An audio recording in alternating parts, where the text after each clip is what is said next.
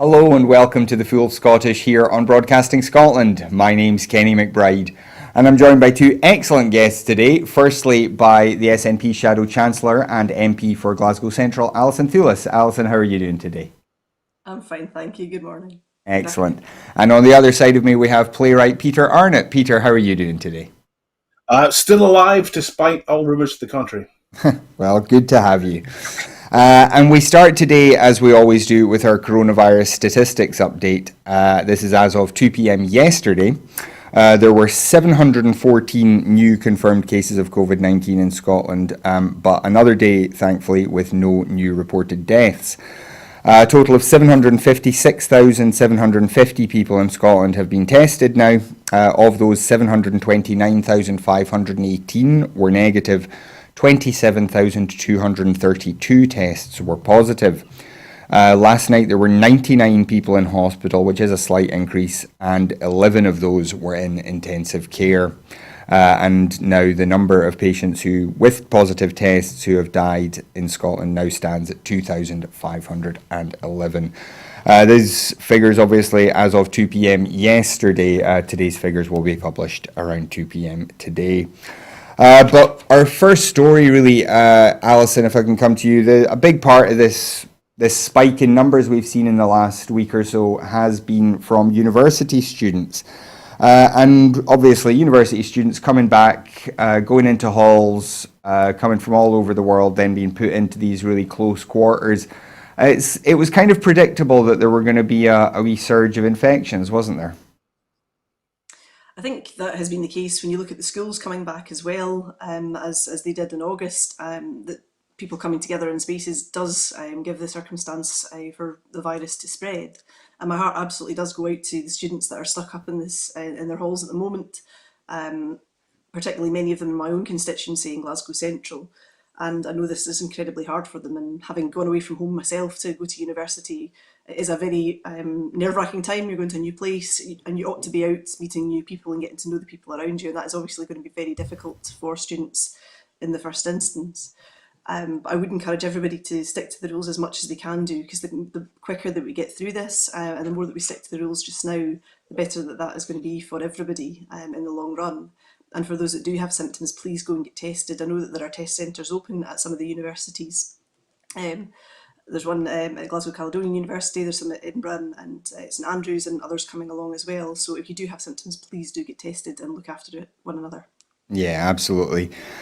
Peter, this has been a very challenging time. I mean, it's a very difficult thing often to go away from home for university anyway, settle into a new place, meet new people, start a whole new kind of life. This is just going to make this Freshers Week one of the worst in memory, isn't it? Well, it's certainly going to make it different. I think we have a situation with COVID that it has thrown a very harsh spotlight on some things that were true of our whole society for a long time. And this is not a good country to be young in. The UK in general is, in terms of employment, in terms of housing, in terms of what use an educational qualification is.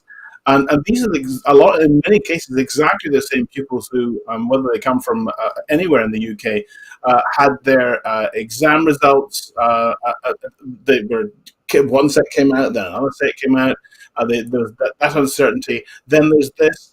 I do think that, in a sense, our hubris, our societal hubris, of thinking we can cope with something like this pandemic, is we're just keeping the lid on, and I think there's been a very assured performance, at least north of the border, in terms of management of the crisis so far.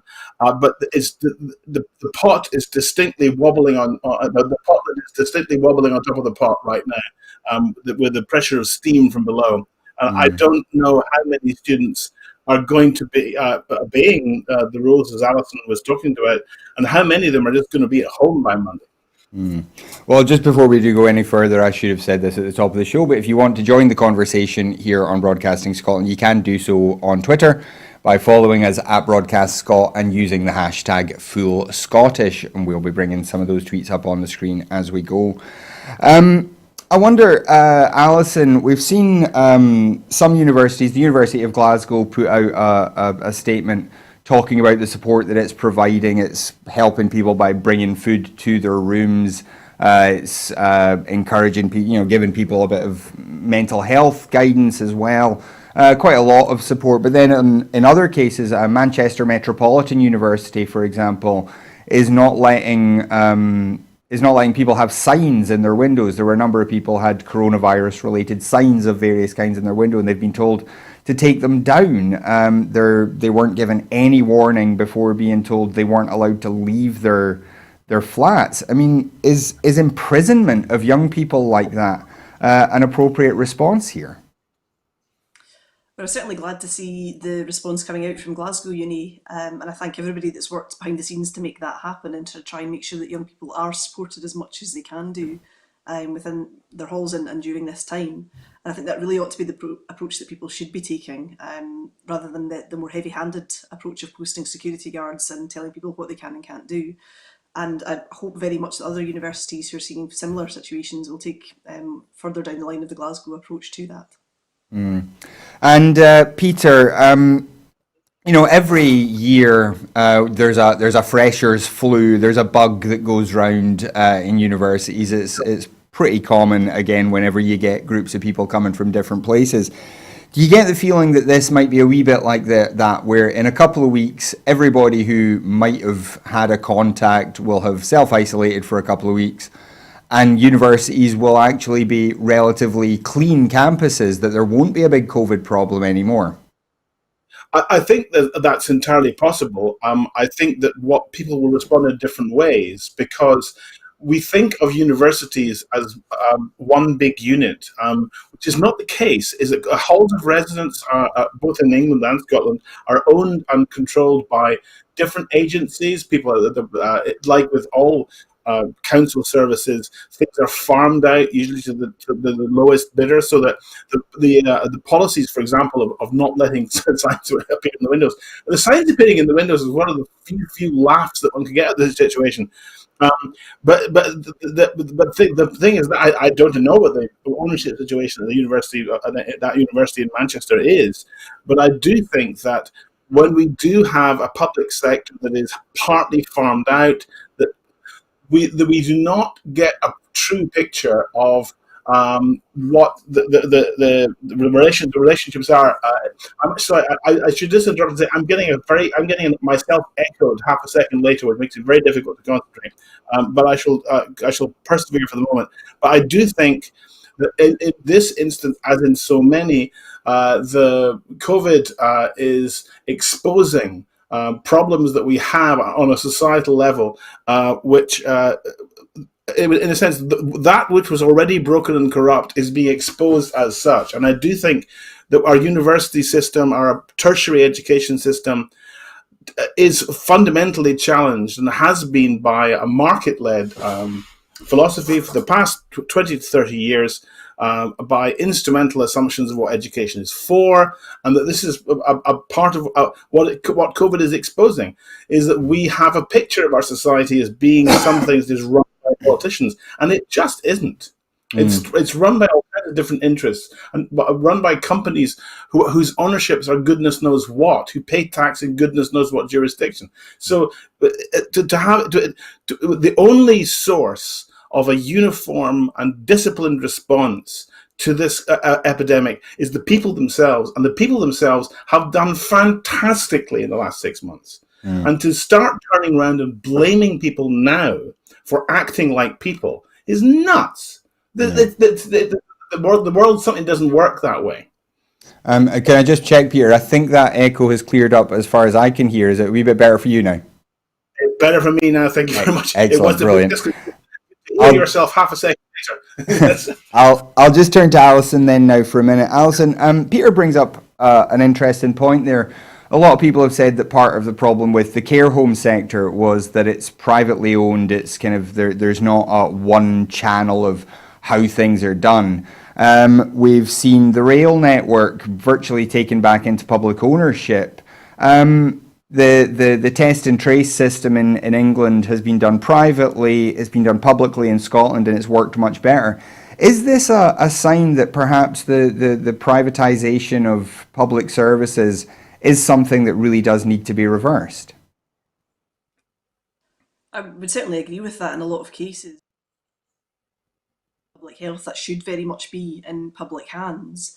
And I think there's definitely an argument to look at the care sector and other parts of society where we're seeing particular problems. And I was particularly shocked in terms of the Test and Trace app in England, it being reported that you can only put in the data that you've had a positive test if you've had a test via Serco rather than through the NHS or any other means, which I think is incredibly worrying. So I do hope very much that this pandemic we're going through gives us the chance to reflect on how things are best run and best operated, and they should certainly never be operated at the lowest possible cost and for profit.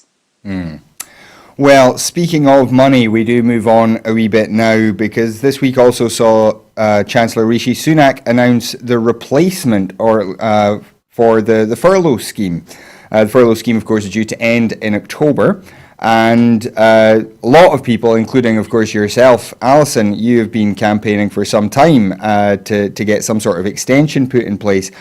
So I'll come to you first on this. What did you make of the Chancellor's announcement? Do you think it goes far enough? What do you think he could have done instead? Well, I certainly don't think it goes far enough, and lots of people, myself included, are incredibly worried about the ending of the furlough scheme prematurely when some businesses cannot go back to full strength. And the reason they cannot go back to full strength is because the UK government and the Scottish government have told them to stay at home and not to open their businesses to the full extent. So, for example, if you're operating a hospitality business, for example, you can't bring in the number of people that you would usually bring in. So you can't pay the number of staff that you would usually pay, and meanwhile your rent and your bills are still at the same level. So this is a real problem going ahead into the winter months, and the scheme that the Chancellor is proposing just really does not go far enough to address this. It would make more sense to keep the furlough going now that it has started, rather than ripping it up, starting again with something new that is inadequate for the purpose. Yeah, now the new system is going to pay a chunk of workers' wages if they're able to work a third of the hours that they would normally be working. But as you say, this doesn't help businesses that are still not able to open. I mean, nightclubs, for example, were the first thing that jumped to my mind. They are essentially considered non-viable under the terms of this scheme, aren't they? They are, and there's a whole range of businesses that fall into this kind of strange halfway house. So, I mean, particularly, I'm sure if you want to talk about performing arts and culture and things like that as well, they cannot go ahead at the moment, and they won't be able to go ahead for some time. And I know from speaking to some of the arts organisations that are based in my constituency, they're not expecting to be performing again until next year, perhaps until March. So how do they pay their staff up until that point? You know, some of them will be in the position of being funded organisations. They may be able to access Scottish Government, UK Government grants for things, but not everybody will be. And the commercial theatres as well will find that incredibly difficult because they know that things like Christmas pantomimes and the Christmas season that they usually have that brings in lots of money, that won't be able to go ahead, certainly not in the form that we all know and love. So how do they make those ends meet until next year, until they can bring those performances back? So I think there's a lot of questions to be answered by the UK government on this. And the scheme that they've announced just does not go any way to dealing with this. And they've talked a bit about the German Kurzarbeit scheme, but that also involves covering the state covering 80% of wages and involves people being paid to do some training as well, which is not what the UK government is offering. And this question of businesses being non-viable, the Bank of England had one of their economists put out a statement the other day saying that he felt there was a need for a structural change to the economy, which would seem strange if we were going to be getting out of pandemic mode at any time in the foreseeable future. Do you suspect that this is an indication that maybe we are looking at a very different kind of economy on a longer term basis in the future? That may be the case, but I think it's a bit too early to tell, and I think it's a bit too risky to make that gamble at the moment. So lots of things that we do just now, perhaps will change in time, but this is an economic shock This is something that's changing rapidly and quickly, that doesn't have to change as rapidly and quickly if the government eased people through it. So if you look at, for example, the aviation sector, very, very few people are now flying compared to how they were. Perhaps in the broader sense, that is good for the environment, and we change the way that we go on holiday and we do things like that. But in the meantime, there are hundreds of thousands of people whose jobs depend on that sector, and they need to have some certainty, because if they're going to be made unemployed, it'll be the government that picks up the tab anyway by unemployment benefits and other things. And given the damage to the economy, those people might not be able to get back into other jobs because those other jobs just don't exist at the moment. So I think there needs to be a wider thinking by the government about what they're doing and why, because it seems to me that what they're setting us up for is a long, difficult winter with mass unemployment, and that does not need to be the case. Now, Peter, we will come on to talk about the theatre in a wee bit, but what's been your take on how the financial support from the UK government has been delivered up to now, and what's your reaction to what you've heard from the Chancellor this week? Well, this week, I think they probably were working under the assumptions of no second wave. The Treasury have obviously been planning and designing a package which assumed that we'd be on a diminishing curve of infection, and that the more and more of the economy will be up and running, and therefore you could work on assumptions of a return to quote unquote normal, and that by the beginning of next year, or at the latest at spring of next year, that the economy will be running more or less the same as it was in March before the lockdown. And I think that this is an illusion that has distorted every policy decision that has been made, especially at the UK level. The governments who have dealt most successfully with this have been those who assumed that this is normal, that this is exactly what normality looks like at the moment. And so what's beginning to happen is that there's beginning to become a tug of war between what Alison was talking about, a need for both continuity of employment and for future planning, and for post-COVID, and for a greener economy and environment and way of life. And I think the tension between those two things, because of the mismanagement, because of which in turn is a result of the illusion here, making policy on the basis of readings of the future. I do think the Treasury has put forward a plan which might have applied when they first drew it up sometime towards the end of July, but which now feels like the wrong measure for the wrong country. It's not dealing with the reality as the way it is. I mean, obviously, in my own particular sector, we have our income at the moment is precisely nil. I mean, because you can't sell a ticket to an event that isn't going to happen. And I think March, I mean, Alison has been, I think you've been talking to optimists about getting audiences back in the same sort of numbers to any kind of events, let alone to theatre, in my particular sphere, by March, I think is seriously optimistic. Therefore, we need to have a look at both I think a general scheme, which I think is outdated and wrong now, and I think that the use of the word viable may kind of compete with the use of the words herd immunity back last March as adding insult to injury. I mean, to be told after 35 years of pretty much continuous employment as a playwright that I'm not viable, that my entire industry is written off, is insulting as well as inaccurate, and it's not my industry that seems to be blindly, unconsciously planning on the basis of things that are simply not going to happen. So I do think there is going to be a rethink, because it's not sustainable.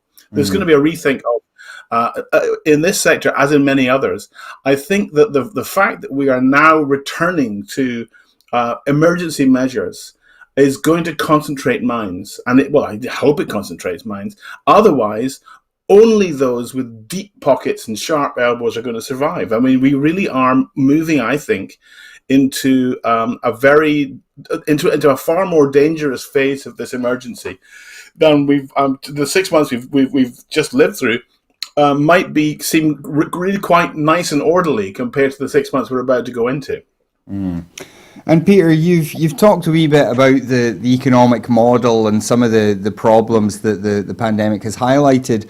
I wonder, do you get any sense from either the UK or the Scottish Government that they are looking at longer term structural changes to some of the problems that you've seen exposed?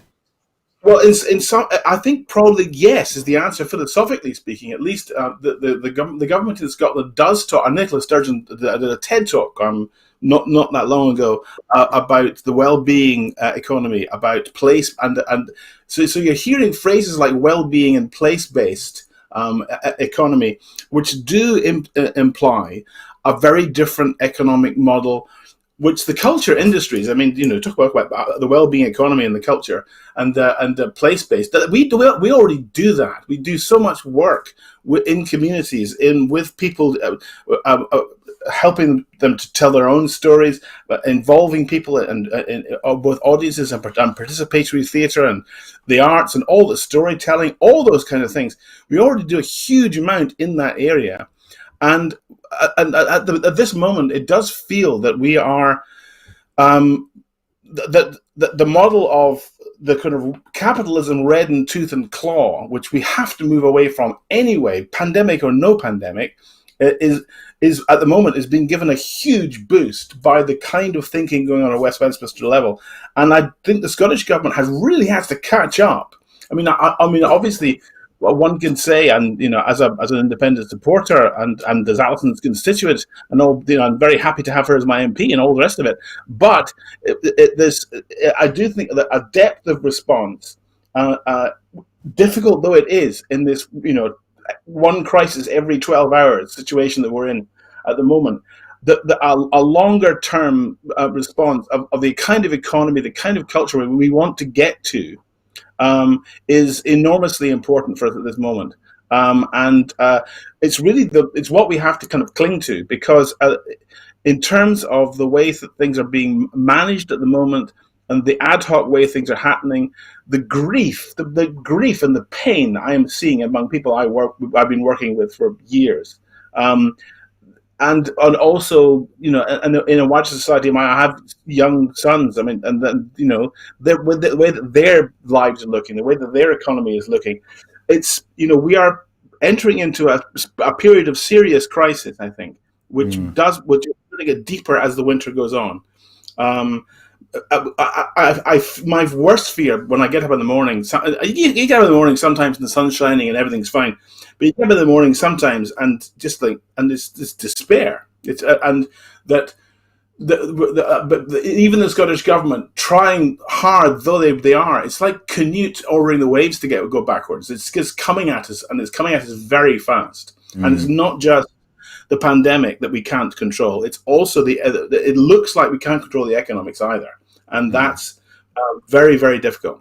Well, Peter, I will come back to some of those points. But Alison, I just wanted to ask, there was another incident this week when the UK government announced that they're not going to be producing an autumn budget, which leaves the devolved legislatures in a real kind of sticky position because they don't know how much money they're going to have. Can you just tell us a wee bit about the actual impact this will have on Kate Forbes and the other finance ministers around the UK? Well, it makes it very difficult for Kate and her colleagues to put together a budget if they don't know the finances that are going to come. And when this happened last year, they were able to kind of estimate a little bit on the basis of what the Conservatives had put in their election manifesto, because if you remember, partly it was the election that had disrupted the budget at that point. So they were able to make educated guesses on where they thought the shape of things, as well as the information that they had through their own data as to what was going to come down the line. Right now, we're in the midst of a pandemic. Nobody knows what the economy is really going to look like in a few months' time, but we can make a fair stab that it's not going to get much better. So not knowing what the economic shape of the budget is going to look like makes it incredibly difficult for planning for the year ahead. And I think there's a real lack of recognition in the UK government about the Scottish budget setting process, about how that looks, how that operates, because it's very, very different to how the UK budget operates, which tends to be a budget statement, rabbits pulled out of hats, all the whiz bang of that. it's a very, very different collaborative approach in Scotland, where they have to go and negotiate with other parties to get that budget through. So they have to have some knowledge of what's coming down the line so that they can have those discussions and make decisions on an informed basis. And that unpredictability you mentioned, that becomes an even bigger problem when the Scottish government isn't able to borrow. How big a difference would that make if Scotland did have the borrowing powers that you've been calling for so long? I think it would make a huge difference to have those borrowing powers, because it means that we would be able to be having that bit more flexibility. The Scottish Government has a fixed budget. It's very difficult to make huge dramatic changes or to cope with something like the pandemic being thrown at you. The circumstances in which the Scottish Government can borrow are very, very narrow at the moment, and it makes it almost impossible to have that flexibility when it's needed. So just giving us that extra breathing space, I think, would make a huge difference to the ability of Kate Forbes to make those decisions and to do that with a degree of predictability. Mm-hmm. And have you had any kind of positive noises coming back from the Treasury about that kind of thing? Not so far, I'm afraid. It will be something that we do keep pushing on, because access to those levers is very, very important, and we'll continue to argue for those, because it makes sense, I think, to give Scotland that control. I mean, you know my position. I want Scotland to have all of those powers to be able to borrow and to have the full levers to manage our economy. That would be the position that I would want for Scotland. But in the meantime, the more power that we have, the better. And just quickly, have you been getting the same reaction from Labour in relation to Wales and from the Irish parties in relation to Stormont? Have they been calling for the same things?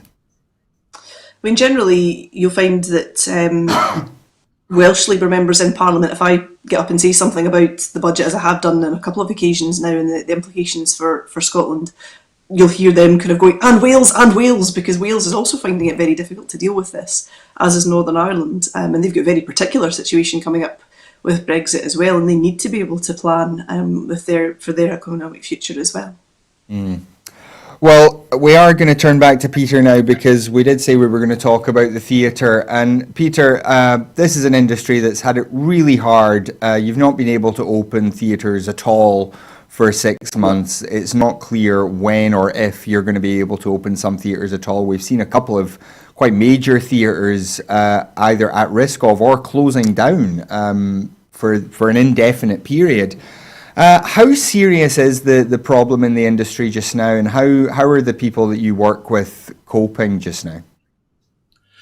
Well, it partly depends upon who you're asking, and because different parts of the industry are it's differential.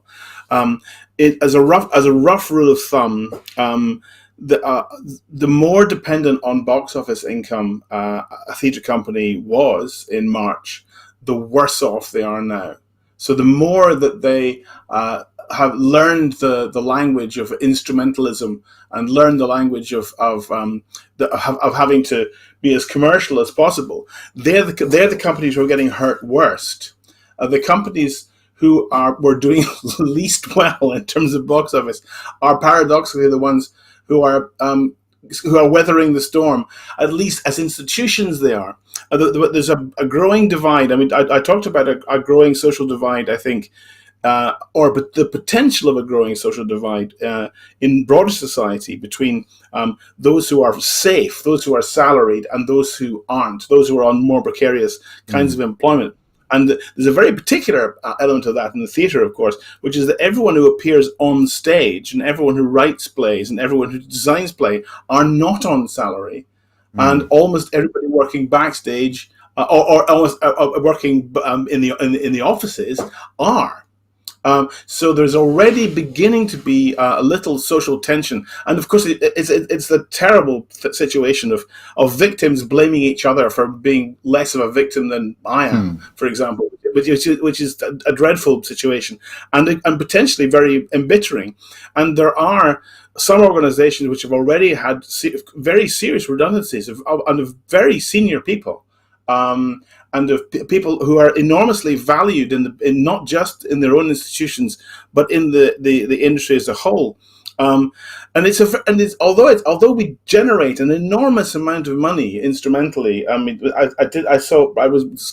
UK government. I'd consulted their website this morning, and apparently on the 6th of February of this year, it was estimated that the culture industry was worth £32.3 billion a year, which is £13 million per hour. Is in the UK economy, and so in those instrumental terms, you could say that we pay twice as much in income tax as the entire government bailout package of 1.4 billion, which sounds like a lot of money, but an income tax alone, theatre pays 2.8 billion a year, and we're still paying that income tax. By the way, I'm still paying that income tax, but partly because I'm paying tax on last year, not this year, and I suppose, I mean, I've been fairly lucky, and other people like me who have been fairly lucky in terms of having work that was had already started, which theatre companies, for the most part, I mean, I'm working for the National Theatre of Scotland at the moment, they have honoured the work that I was doing for them, and they have, we've continued development work. I mean, but we have a very strange situation where on the one hand, I'm having a very enjoyable time working with wonderful actors like Alex Norton or Kirsty Stewart or Robbie Jack, and for the National Theatre of Scotland doing development work last week, and then this week absolutely nothing, absolutely sod all. And it's fine to be. I'm one of the comparatively lucky ones in that I had this situation. So both within the freelance sector and between the freelance sector and the institutions, there is a potential tension which could be really, really damaging, even if we come out of this the other side. So what I would suggest is that as much of the government bailout money, and most of the government bailout money has gone to keep institutions open on the assumption that they'll be able to open in March. I really can't see it. So the idea has been to maintain a continuity of employment for people in the backstage area, because there is no employment at all for freelancers, for actors, or for the people who are most identified with the sector. Those people aren't working, so and a lot of them, of course, notoriously slipped through the gap that they didn't get either. They couldn't be furloughed because they weren't working for anyone full time, and they couldn't qualify for the support for self-employed people like me. I mean, I could qualify for that, so I was lucky. But a lot of actors especially couldn't, because the terms of their employment when they were working were not the same. They weren't. They were like 0 hours contracts people. So basically, we have a kind of 3-part crisis. The first part of the crisis is where we are now, and there have been some ameliorative actions by both the Scottish Government and by the UK Government, to be fair. And that money has gone into the coffers of Creative Scotland and has been pushed out through regularly funded organisations. But what it doesn't do is address the fact that everything really has changed, that we really are on our knees at the moment. And we're in the position of begging from a table when, as I say, we are the well-being economy. We are the place-based economy. We should be helping to run the table, not begging from scraps from it. I mean, because that's what we're doing right now. We're just saying, please help us, because there's nothing, without an audience, there is nothing we can do. We have no power. We have no income. And so therefore we are in the position of beggars. And of course, if beggars all know that everyone takes care of everything they have to pay for before they give you any money. And so things like performing arts can seem like a frippery at this time, particularly when everyone's getting free broadcasts of stuff that we were doing a couple of years ago. So what happens is that I'm going to swear here because I am quoting Dominic Cummings. Apparently, he said, when it comes to government funding, the ballerinas can get to the back of the fucking queue. Those apparently are the words of Dominic Cummings. And so, and I think, and speaking as a kind of unlikely ballerina, I would say that we are potentially people who do the kind of thing that I do. Good people that are suffering now are going to suffer an awful lot worse if we don't sort out that the government funding, the funding that exists. Some of it is, I think, I can't tell. Everything's opaque. We can't tell where that money is. We don't have access to the levers of power. We don't have access to information. We need that access because we need to say, look, the industry itself needs to be able to say to government, this is where the support needs to go. We need to get artists working on artistic projects, even if they can't happen right now. They can happen in a year or in 2 years, or they can happen. And we need to employ people to do stuff. Giving people handouts is both degrading for the recipient and also is resented by the taxpayers and lottery payers who pay for the art in this country. They are going to resent that. So what we need to do is get people working and get people doing actual projects. I think playwrights should be writing plays. I think people should be designing plays. We should be workshopping plays, and we can do a lot of that online. And it's happening very intermittently, but it could be happening if there was a plan for the industry. It could be happening on an industry-wide scale, and it's simply not happening. And no one seems to be taking responsibility for that. And that's where I would question the Scottish government. Say, look, guys and girls, you've got to get your act together, and we can really help you do that. We can really help you do that, and it's not rocket science. It's not difficult, but we need access to the information, and we need access to the funding, and that way we can plan something together. We can do something together that will sustain us. That will mean we come into the other side of this with a healthy culture. Oh, have we lost Peter there for a moment? Yeah, sorry, Peter, you froze up there for a second. It's fine, though. I think we got everything you were saying. I was in full flow. Something had to stop me. The ballerinas could hardly ask for a better advocate, I think. Alison, just to turn to you quickly on this. This question of gaps in the support, this is something that you and others have brought up repeatedly. It does, once again, kind of bring us back to the idea of universal basic income, doesn't it? It does, yes. And in terms of the gaps in the schemes, the Chancellor can't say that he doesn't know that these gaps exist. He's been told and told again, but he's continuing to ignore people who have contributed hugely in various different ways to the economy over the years. And those people didn't ask to be left out of those schemes. The schemes have been drawn in a particular way to exclude people. And that's, round about at least, in fact, 3 million people across the UK that have not been part of any schemes. And I think having something that those people could fall back on would be good, because it's been evident that the likes of universal credit isn't set up to deal with that either. And many of them are not able to claim universal credit or any other benefits. So I think there needs to be something put in place so that everybody has some kind of income in a crisis. Yeah, absolutely. Of course, COVID is not the only crisis that the UK is facing right now. Brexit is less than 100 days away now, or rather the fullest impacts of Brexit. We have technically already left the EU, but the transition period ends on December 31st. Everything will be different as of January the 1st.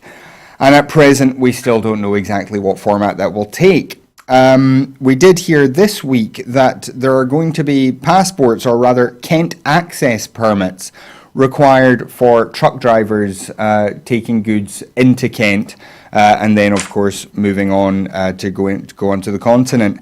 We've heard that up to 7,000 trucks a day may end up joining the queue. The queues may last up to 2 days each. Alison, do you think people in Kent were voting to establish a border between them and the rest of the UK?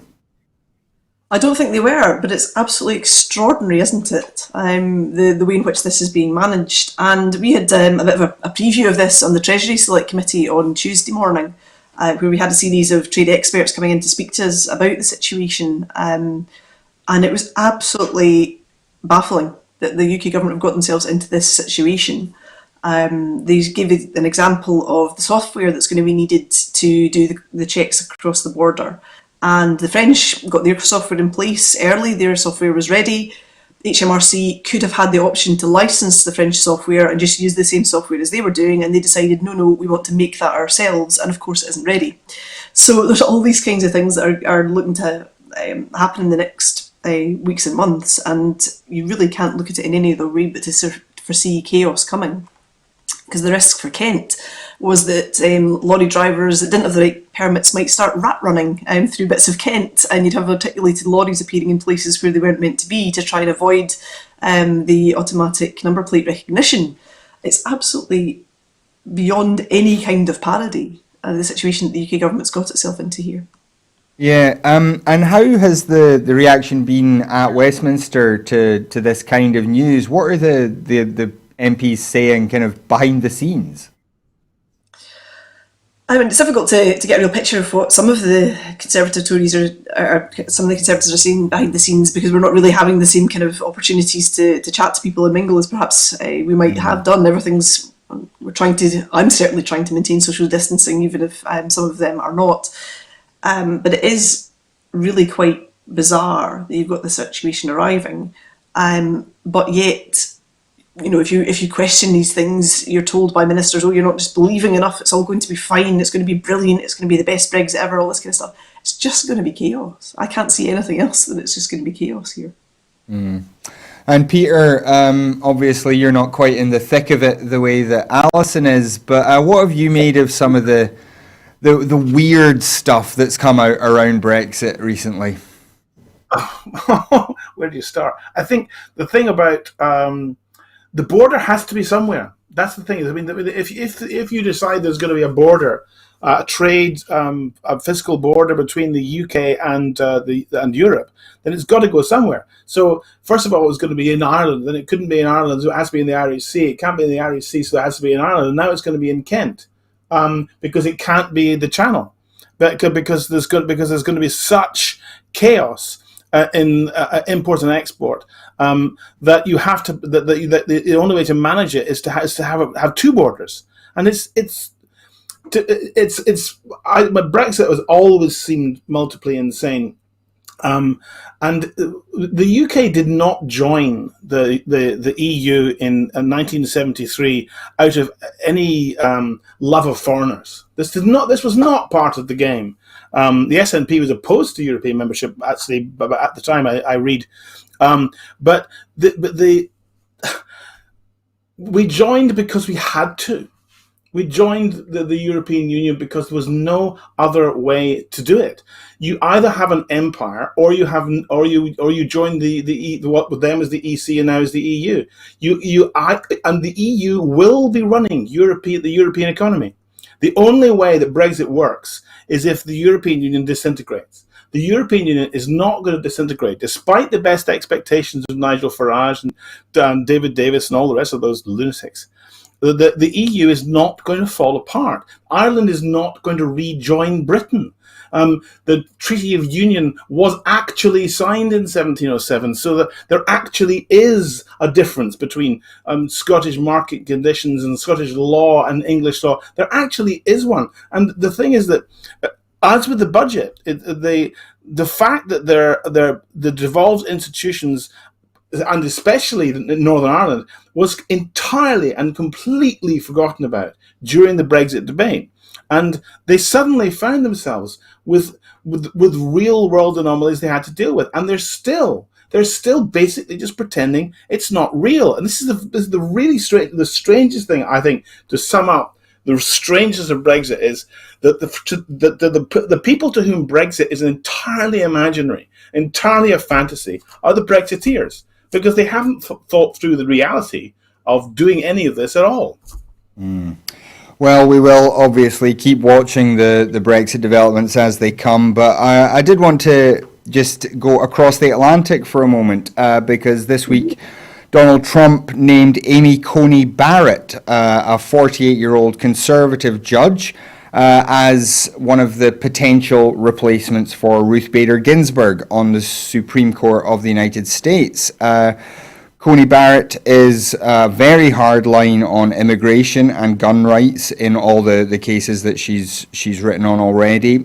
She's a practicing Catholic who hasn't ever made a ruling on an abortion case, but certainly a lot of pro-choice activists are extremely worried about her potential to change things if she is appointed to the court.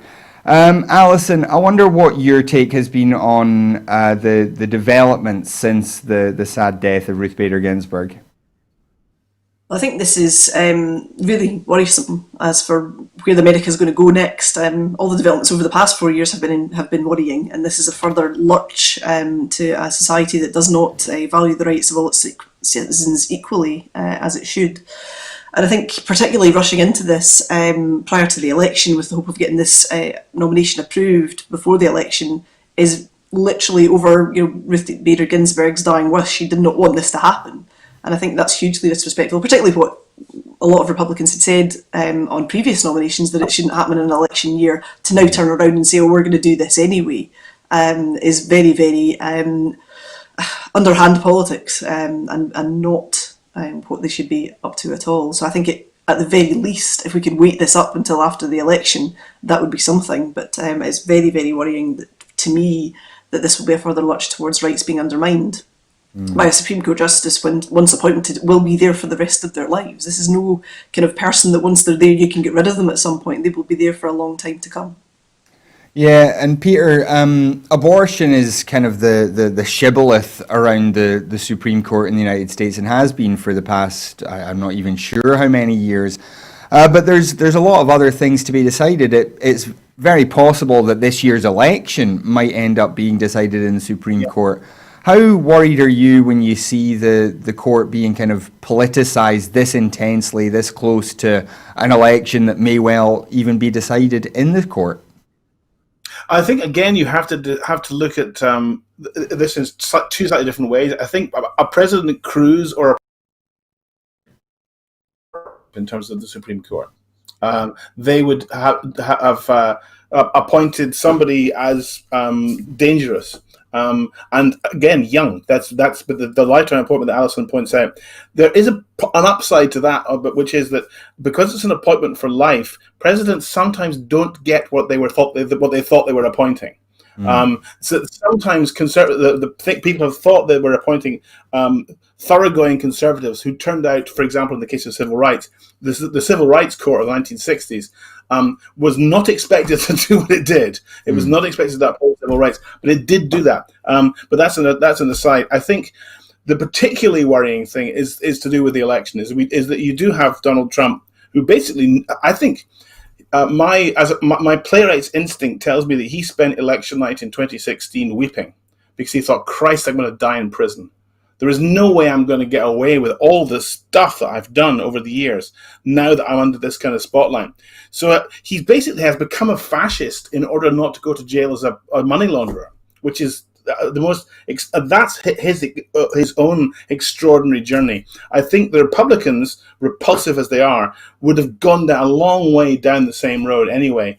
But Trump makes it worse, makes it more dramatic. And I mean, looking at the American news just now, it makes our news, catastrophe-ridden though that is, look quite boring by comparison. The next 6 weeks, in fact, the next several weeks after that, I mean, after Trump looks like he's won on the night and then declares that everyone's postal votes don't count and that he's the president for life. And, Trump will at some point crown himself like Napoleon, and as life emperor. I think that he basically has that or the option of ending his life in court or in prison. So he'll choose the crown, I think. Well, we will have to wait and see. That election happens on November 3rd, and hopefully we will have some sort of news that's not too chaotic to announce after that. But we move on now just to our final story, and we did mention the news, the state of the news, and we have seen a couple of interesting things happen in the UK this week. Paul Dacre was suggested as a new head of Ofcom, the media regulator. Paul Dacre, of course, was editor of the Mail when it was the most complained about newspaper in the UK. Charles Moore from The Spectator, notorious, very right-wing writer, is being talked about as a new Director General of the BBC. And we've heard that Andrew Neil may be leaving the BBC and going to GB News, which is expected to be a more hard right-wing version of the news, because according to Neil and others, the BBC has drifted far too far to the left. So, Peter, I think I'll come to you first on this. Are these gentlemen right that there needs to be a strong rightward shift in British media? Well, Lord, no.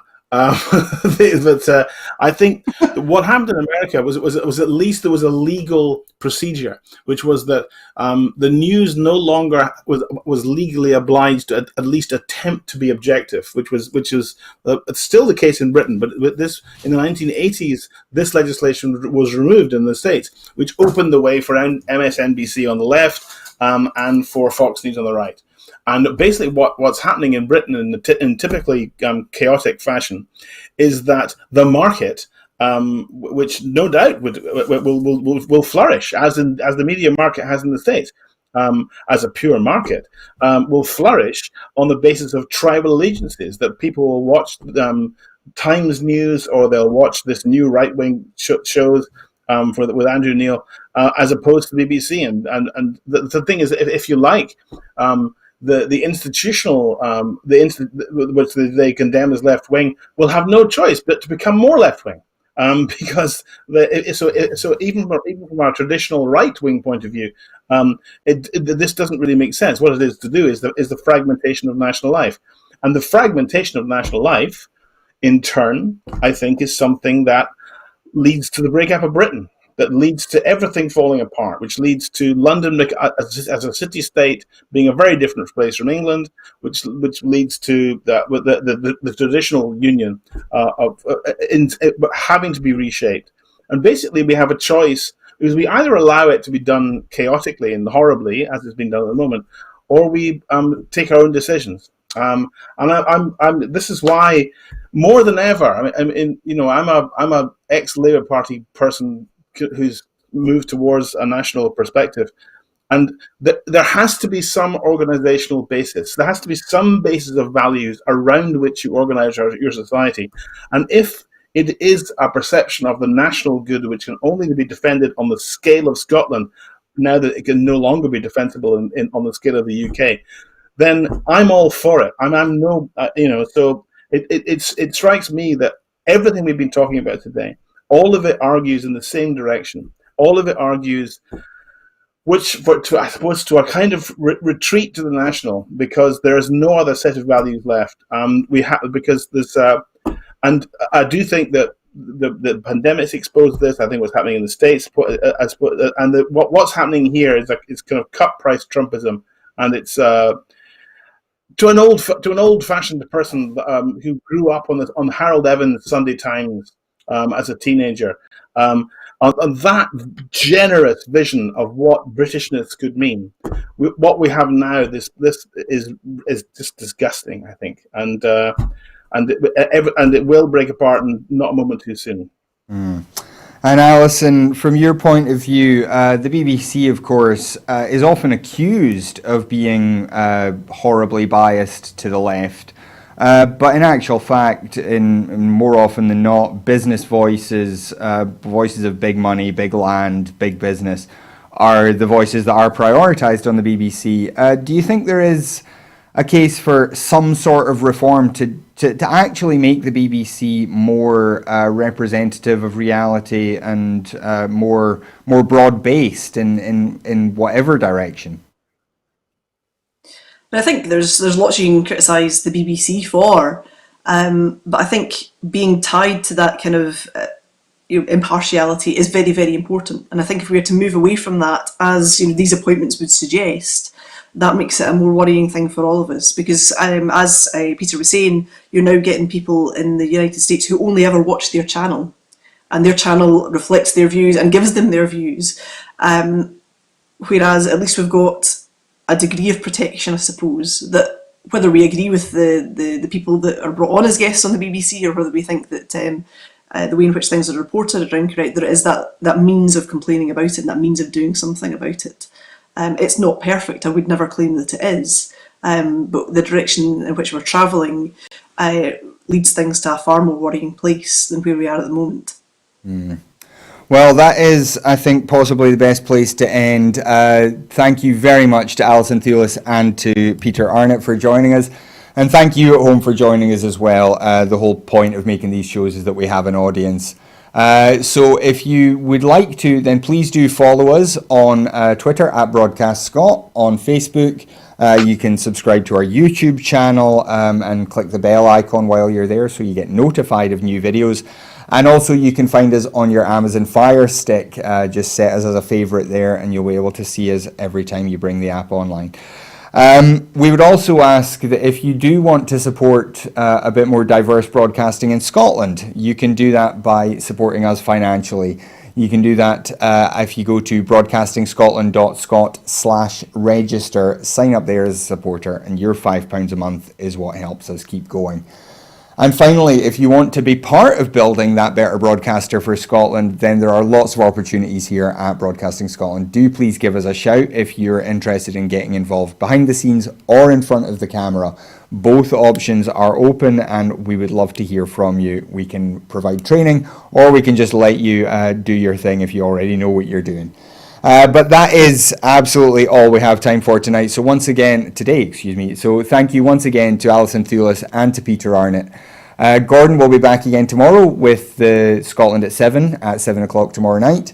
I'll be back on Tuesday with my regular slot. But until then, thanks for watching and have a great day. Bye-bye.